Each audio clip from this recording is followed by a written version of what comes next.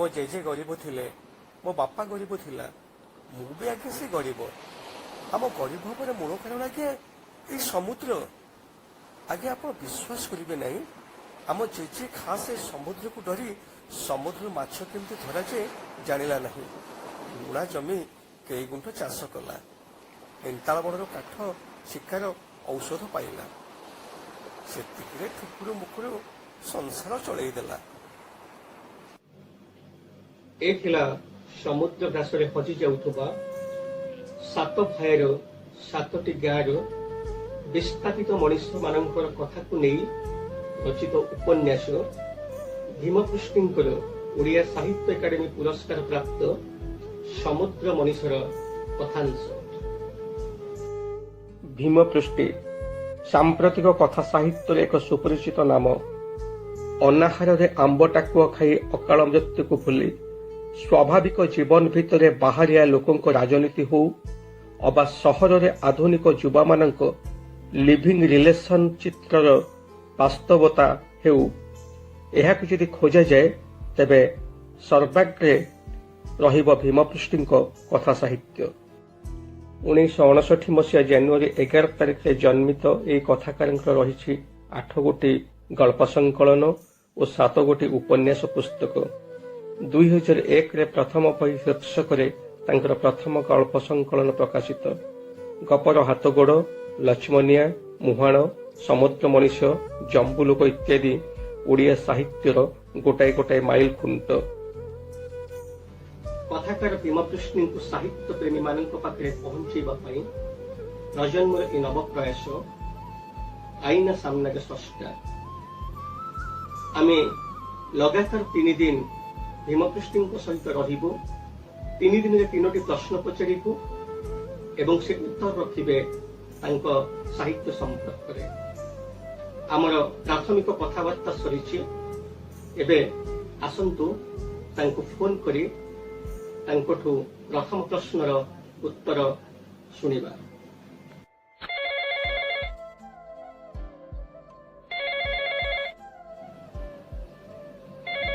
हाँ hello sir नमस्कार मो प्रजन्म साहित्य पत्रिका देवानंद कहूँ। हाँ सर आमकर नहीं आम कथा अनुजाई आज आपन को प्रथम प्रश्न। हाँ हाँ प्रश्नटी हूँ 90 दशक रे ओडिया गल्प रे को प्रकार परिवर्तन होइछे आपन को गप से काल को केमिति प्रतिनिधित्व करिछे। हाँ सर एबे उत्तर रखंतु।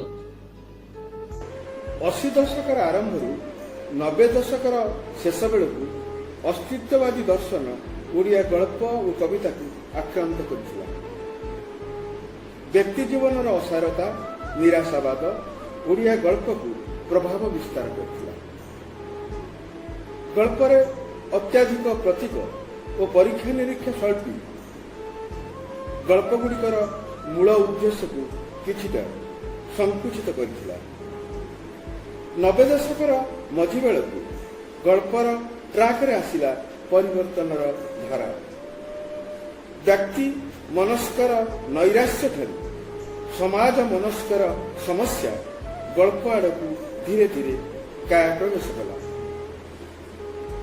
सहर तली जीवनर संघर्ष और संघात नूतन मानविक संपर्कर अवतारणा व्यक्ति स्वाधीनतार रूपरेख लिविंग टुगेदर डेटिंग चुक्ति भित्तिक विवाह तृतीय लिंगी समस्या वामावादी दृष्टिकोण दलित और आदिवासी जीवन चित्र नूतन संवेदनशील भाव गल्प स्थान पाइल।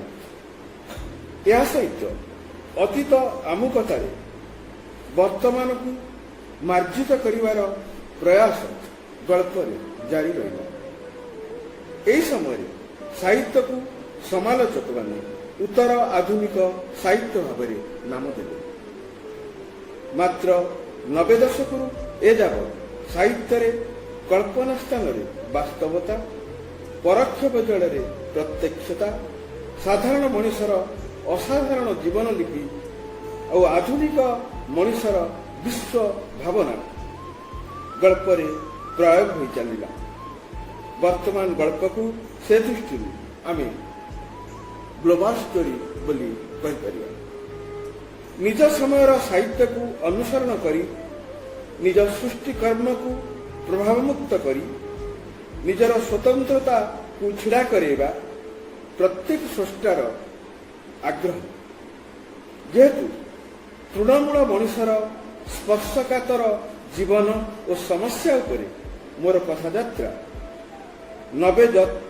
90 ଦଶକ ପରେ ମୁଁ ଆରମ୍ଭ କଲି, ତେଣୁ ନିଜ ସମୟରେ ମୋ ଲେଖାଲେଖିରେ ମୁଁ କିପରି ବେଶୀ ସାମ୍ପ୍ରତିକ ହୋଇପାରିବି ତାର ପ୍ରୟୋଗ ମୁଁ ନିଜ ସାହିତ୍ୟରେ କଲି, ଯାହାଫଳରେ ମୋର ଅଧ୍ୟୟନ ଅନୁଭବର ଗୋଟିଏ ନୂଆ ଫର୍ଦ୍ଦ ମୁଁ ମୋର ସାହିତ୍ୟରେ ଯୋଡ଼ିବି। ସେଇଥିପାଇଁ ମୁଁ ମନେ କରେ ଓଡ଼ିଆ ଗଳ୍ପରେ ପ୍ରତିନିଧିତ୍ୱ କରିବା ପାଇଁ ସେହି ସମୟ ମୋର ଆସିନାହିଁ। ମୁଁ କେବଳ ଗଣ ଭିତରେ ଜଣେ ହୋଇ ଗଳ୍ପରେ ମୋର ପ୍ରୟାସ ଜାରି ରଖିଛି। ଧନ୍ୟବାଦ ସାର୍। ଆସନ୍ତାକାଲି ପୁଣି ଦ୍ୱିତୀୟ ପ୍ରଶ୍ନକୁ ନେଇ ଆମେ କଥାବାର୍ତ୍ତା ହବ। ରହୁଛି ସାର୍, ନମସ୍କାର। ଦର୍ଶକ ବନ୍ଧୁ, କାଲି ପୁଣି ଭେଟିବା ଦ୍ୱିତୀୟ ଦିନରେ ଭୀମପୃଷ୍ଟିକୁ ଏବଂ ଦ୍ୱିତୀୟ ପ୍ରଶ୍ନର ଉତ୍ତର ଭିତରେ ଆମେ ତାଙ୍କ ସାହିତ୍ୟକୁ ଜାଣିବା।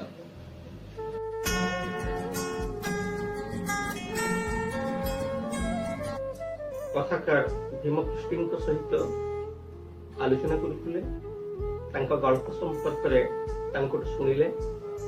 ଅସ୍ତିତ୍ୱବାଦର କଥା, ତାଙ୍କ ସମକାଳର କଥା, ତାଙ୍କ କଥା ସାହିତ୍ୟ ପ୍ରତିବିମ୍ବିତ ସେ କଥାକୁ ସେ ଜଣାଉଥିଲେ। ଆଜି ଆମେ ଦ୍ୱିତୀୟ ଦିନରେ ଦ୍ୱିତୀୟ ପ୍ରଶ୍ନକୁ ଯିବା। ଦ୍ୱିତୀୟ ପ୍ରଶ୍ନଟି ଗୋଟିଏ ଚିତ୍ତାକର୍ଷକ ପ୍ରଶ୍ନ ରହିଛି, ଯାହା ଆଜି ସାରା ବିଶ୍ୱରେ ମଧ୍ୟ ଗୋଟିଏ ମୁଖ୍ୟ ପ୍ରସଙ୍ଗ ଭାବରେ ଗୃହୀତ ହେଉଛି।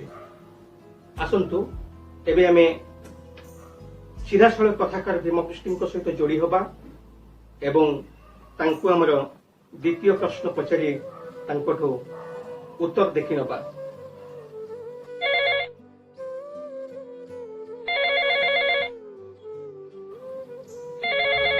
ହ୍ୟାଲୋ ସାର୍, ନମସ୍କାର। ଦେବାନନ୍ଦ କହୁଥିଲେ ପ୍ରଜନ୍ମରୁ। ହଁ ସାର୍, ଦ୍ୱିତୀୟ ଦିନରେ ଆପଣଙ୍କ ପାଇଁ ଦ୍ୱିତୀୟ ପ୍ରଶ୍ନ। ଫିଲ୍ଡ ଷ୍ଟଡି ଆପଣଙ୍କ ସାହିତ୍ୟକୁ କିପରି ପ୍ରଭାବିତ କରିଛି? ହଁ, ଫିଲ୍ଡ ଷ୍ଟଡି ଆପଣଙ୍କ ସାହିତ୍ୟକୁ କିପରି ପ୍ରଭାବିତ କରିଛି? ଏଥର ଉତ୍ତର ରଖନ୍ତୁ ସାର୍। ଏକଦା ମୋର ସାହିତ୍ୟ ପାଇଁ ଯାତ୍ରା ବୋଲି କିଛି ନଥିଲା, କିନ୍ତୁ ଅସୀମତା ଥିଲା କଳ୍ପନାର ପ୍ରୟୋଗ। ଘରେ ବସି ସାହିତ୍ୟ ରଚନା କରିବା ପରେ 90 ଦଶକର ଶେଷ ଓ ମହାବାତ୍ୟା ପରେ ପରେ ମୋର ଚିନ୍ତା ଚେତନାରେ ଏହି ଲେଖାଲେଖିକୁ ନେଇ ଏକ ଅବିଶ୍ୱାସନୀୟ ପରିବର୍ତ୍ତନ ଆସିଲା। ମୋର ଧାରଣା ହେଲା, ଯେଉଁଠି କ୍ଷଣିକରେ କାହାକୁ ଦେଖିବା, କାହାକୁ ଚୁମ୍ବକରେ ଶୁଣିବା, ତାକୁ ଆବେଗରେ ଭାସି ଯାଇ ଲେଖିବାରେ ମୁଁ ଯେମିତି ଗୋଟେ ପୂର୍ଣ୍ଣ କୌଣିକତାର ଦୌଡ଼ରେ ଭାରାକ୍ରାନ୍ତ। କଳ୍ପନା ଓ ସ୍ମୃତି ମଧ୍ୟ ଗୋଟିଏ ସାଧାରଣ ମଣିଷ ପାଇଁ କ୍ଷଣସ୍ଥାୟୀ ଓ ଅଧା ବିସ୍ମରଣ ଜନିତ ବ୍ୟାପାର। ସାଧାରଣ ଲୋକଙ୍କ ସହିତ ସାହିତ୍ୟ ପାଇଁ ମିଶିବା, ସେମାନଙ୍କର ସମସ୍ୟା ସୁଖ ଦୁଃଖରେ ସାମିଲ ହେବା ଏବଂ ବହୁ ଅଜଣା କଥା ଶୁଣିବା ଯୋଗୁଁ ଲେଖିବା ପାଇଁ ମୋର ମନ ଭିତରେ କୌତୂହଳ ସୃଷ୍ଟି ହେଲା। ପୃଥିବୀର ଯେକୌଣସି ଅଚିନା ଜାଗାରେ ଲେଖକ ପହଞ୍ଚି ଯେକୌଣସି ଅଚିନା ଲୋକର କାନ୍ଧରେ ହାତ ପକାଇ ଆନ୍ତରିକତା ସହ ତା କଥା ଶୁଣିପାରିଲେ, ବେଶ ତମେ ଗଳ୍ପ କିମ୍ବା ଉପନ୍ୟାସରେ ସୁନ୍ଦର ପରିବେଶ, ମନଛୁଆଁ ଚରିତ୍ର ଓ ଘଟଣା ନୂଆ କାହାଣୀଟିଏ ପାଇଁ ପାଇପାରିବ। ଏଇଟା ହେଉଛି ମୋର ଅନୁଭବ। ଯେଉଁ ସାହିତ୍ୟରେ ବାସ୍ତବତା ଯେତେ ତୀକ୍ଷ୍ଣ ସେତେ ଭବିଷ୍ୟତର ଉଦାହରଣ ଯୋଗ୍ୟ ହେବା ପାଇଁ ସେ ଯୋଗ୍ୟ ହେଇଯିବ। ଫିଲ୍ଡ ଷ୍ଟଡି ସାହିତ୍ୟ ଗୋଟେ ମଣିଷର ସଂଯୁକ୍ତ କାହାଣୀ ହୁଏ ନାହିଁ, ତା ଭିତରେ ରହିଥାଏ ଯେଉଁ ଇତିହାସ, ଭୂଗୋଳ, ନୂତନ ଅର୍ଥନୀତି, ମୌଳିକ ସମସ୍ୟା ଓ ମାନବିକ ସମାଧାନର ବହୁ ବିଭବ ତାକୁ ସେ ଦେଖାଏ।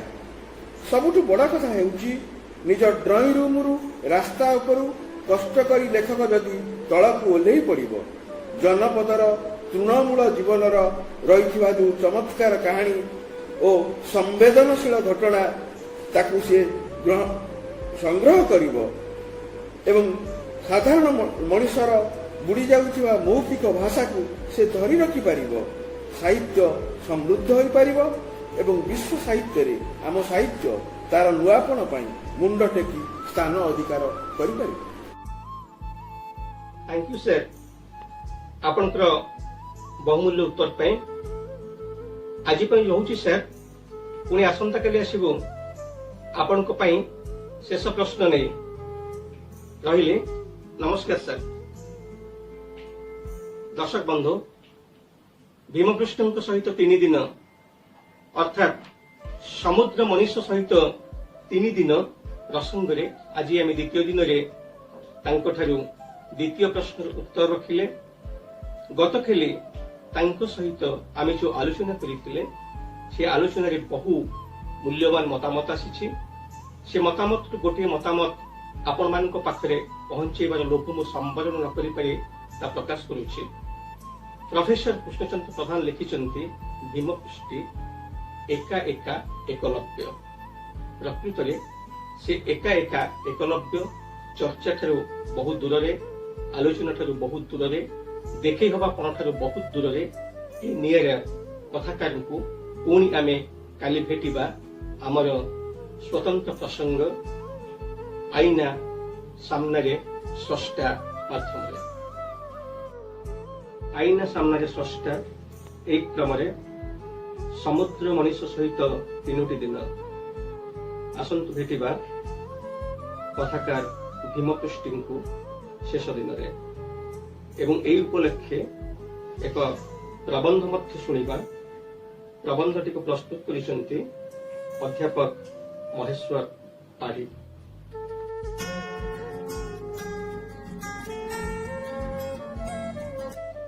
आईना सामने स्रष्टा एक क्रम आमे देखि चलीचे समुद्र मनीष सहित 3 दिन कथाकार भीमपुष्टि सहित आसंतु आज तांको आमे आमर शेष प्रश्न पचारिबा एवं उत्तर तांकोठो देखि नपा।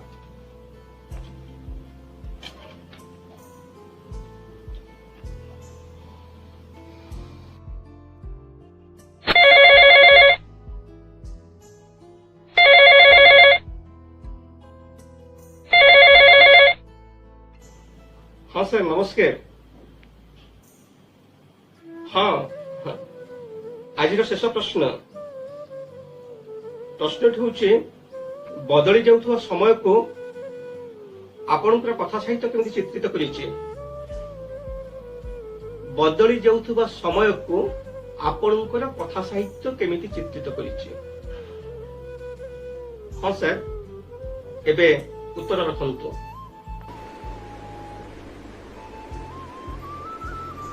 बदली जाइଥିବା ସମୟକୁ ମୋ କଥା ସାହିତ୍ୟ କିପରି ଭାବେ ଚିତ୍ରିତ କରିଛି ଏ କଥା ଜଣେ ସ୍ରଷ୍ଟାକୁ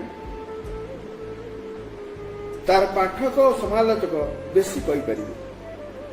ସାହିତ୍ୟର ଧାରା ଏକ ବର୍ଷା ବିପ୍ପାତର ସାମୂହିକ ଝରଣା ନୁହେଁ, ଯୁଗ ଯୁଗ ଧରି ପ୍ରବାହିତ ଏକ ପ୍ରାଚୀନ ନଈର ଅନ୍ତଃସ୍ରୋତ।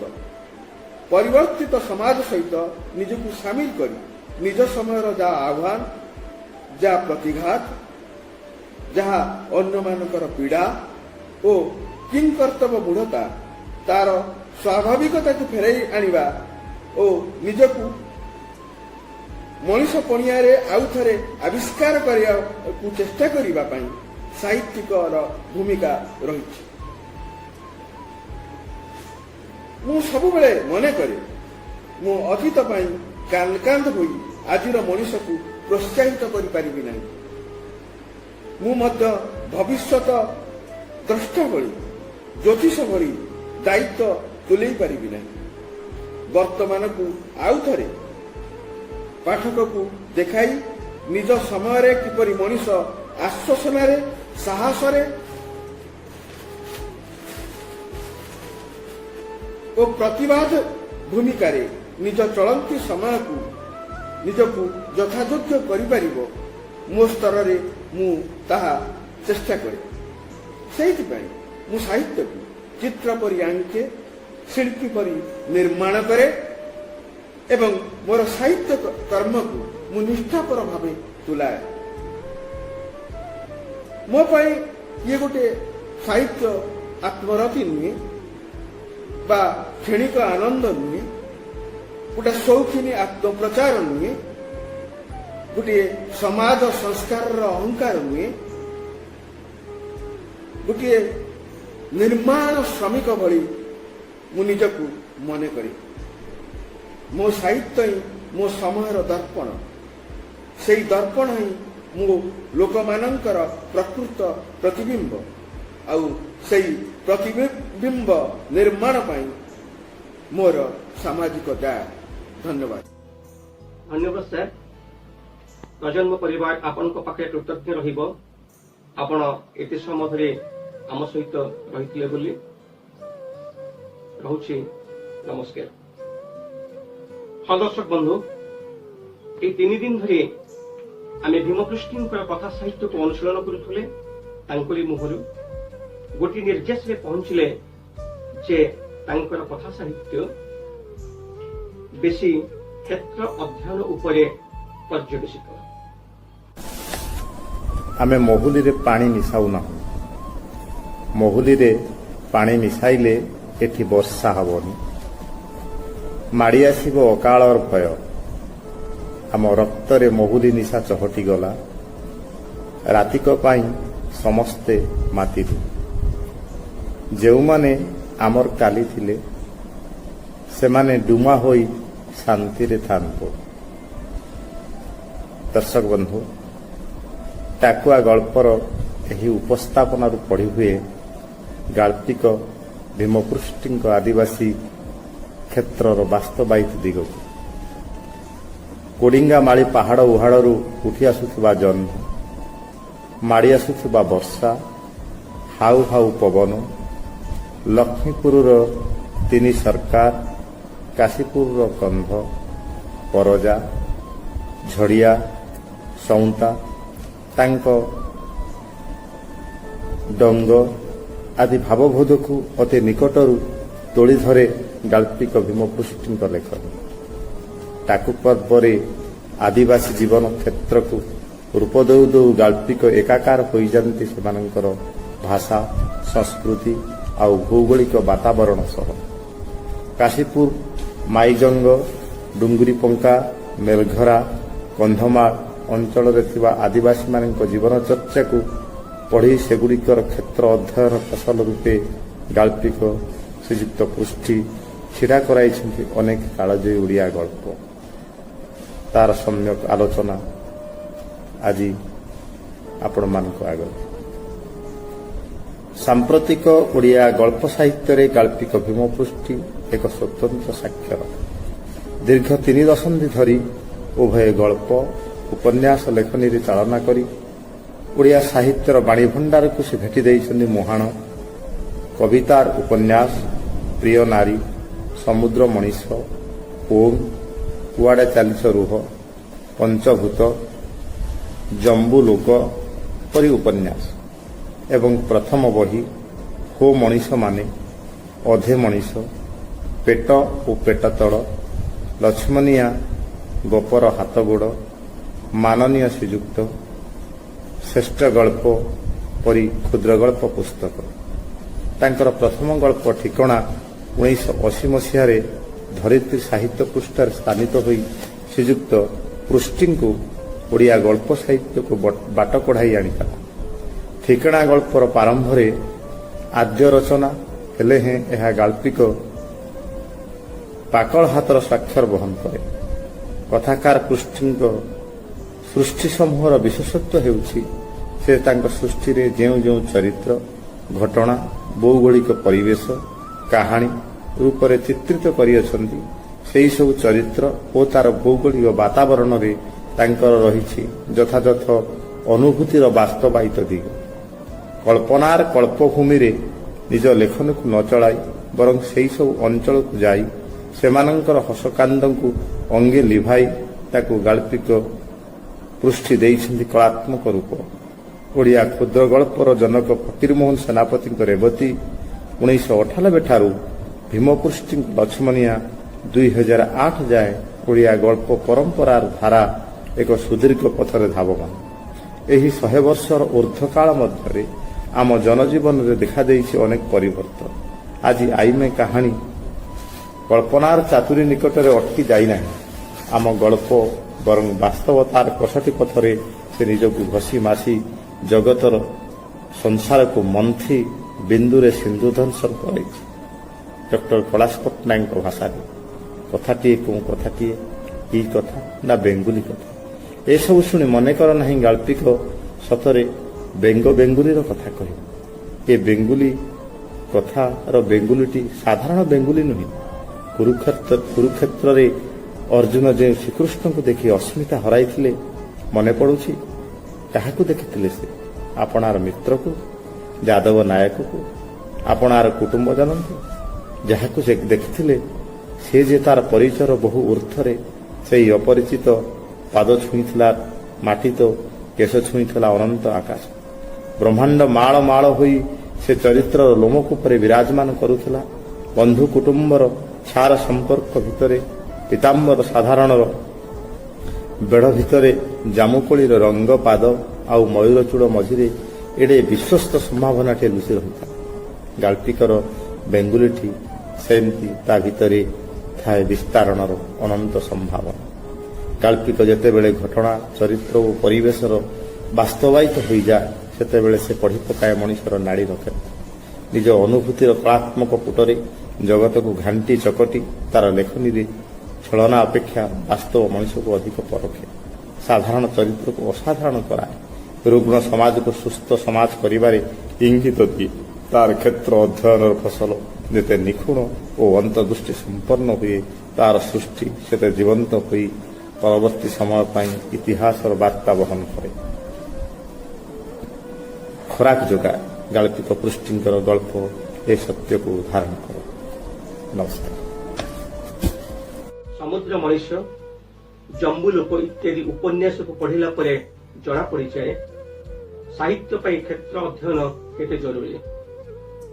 ଆପଣମାନେ ଯଦି ଭୀମପୃଷ୍ଟିଙ୍କୁ ପଢ଼ି ନାହାନ୍ତି, ତାହେଲେ ପଢ଼ନ୍ତୁ, ଦେଖନ୍ତୁ ସେ କୌଣସି ଜାତୀୟ ଏବଂ ଆନ୍ତର୍ଜାତୀୟ ସ୍ତରୀୟ କଥାକାରଙ୍କ ଠାରୁ କୌଣସି ଗୁଣରେ କମ୍ ନୁହନ୍ତି। ପ୍ରଫେସର କୃଷ୍ଣଚନ୍ଦ୍ର ପ୍ରଧାନ କୁହନ୍ତି ଯେ ସେ ଏକା ଏକା ଏକଲବ୍ୟ। ସେଇ ଏକା ଏକା ଏକଲବ୍ୟ କଥାକାର ଭୀମପୃଷ୍ଟିଙ୍କର ଦୀର୍ଘ ନିରାମୟ ଜୀବନ ଆମେ କାମନା କରୁଛୁ। ସେ ଆହୁରି ଲେଖନ୍ତୁ ଏବଂ ଓଡ଼ିଆ ସାହିତ୍ୟର ପାଣି ଭଣ୍ଡାରକୁ ସମୃଦ୍ଧ କରନ୍ତୁ।